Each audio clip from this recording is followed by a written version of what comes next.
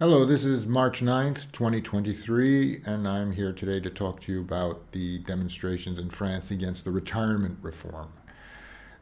The retirement reform is absolutely necessary if you're living in a capitalist, globalist world. The French debt today is 120% of GDP. When Macron took over in 2017, it was already 98% of GDP, much above the Maastricht criteria for the euro of 66%. So we are in a situation which is untenable. How can France maintain the social welfare safety nets that it is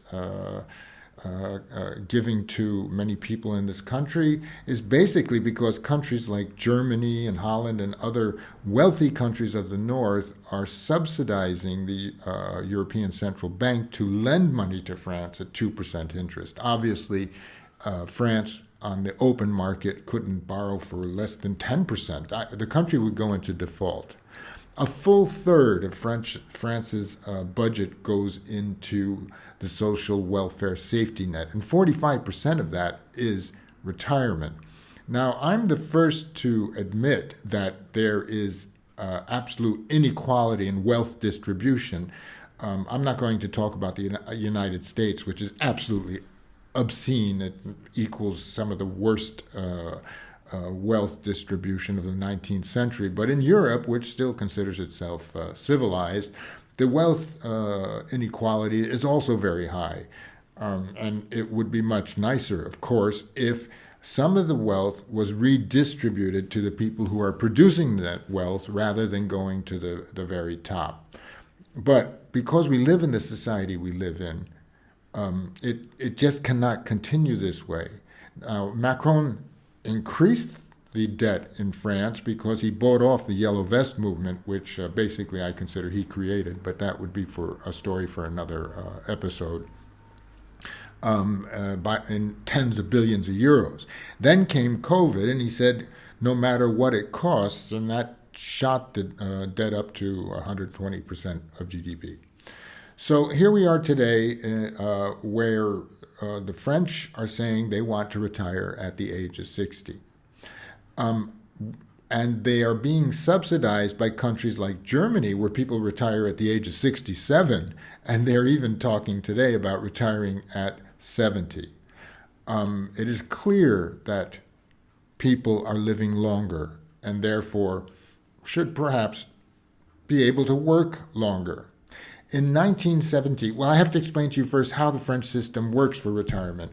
The French system is one where people who are working are paying from payroll taxes for those who are retired.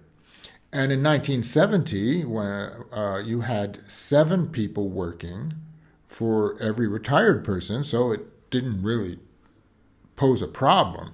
But today, you have 1.7 people working for every retired person.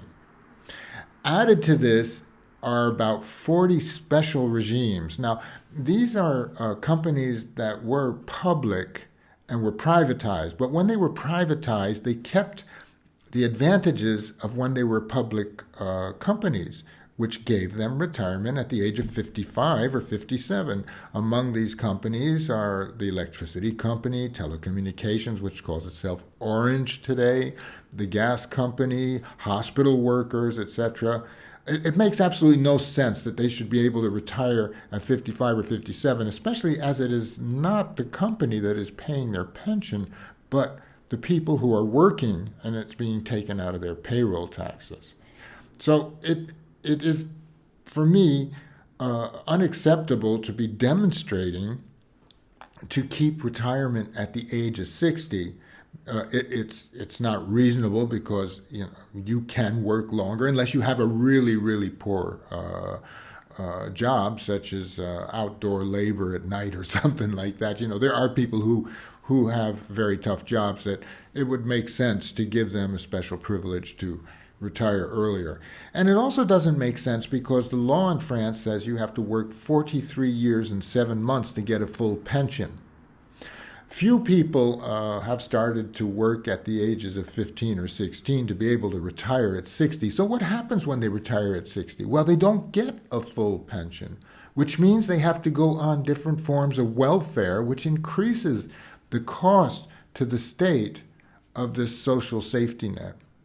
So although I am totally against globalization and I don't think Brussels should be dictating its laws to France, and that I do believe Macron is working for the banks and working for the rich and working with Brussels, in my opinion, against the interests of the French, I think that the French would be well advised to accept this reform to save the system of retirement, or else face very, very dire consequences, which eventually could lead to the end of the euro. And then France would be on the open market and would obviously, with the debt that it has and the GDP that it has, would default on its debt. Thanks for listening. Next time.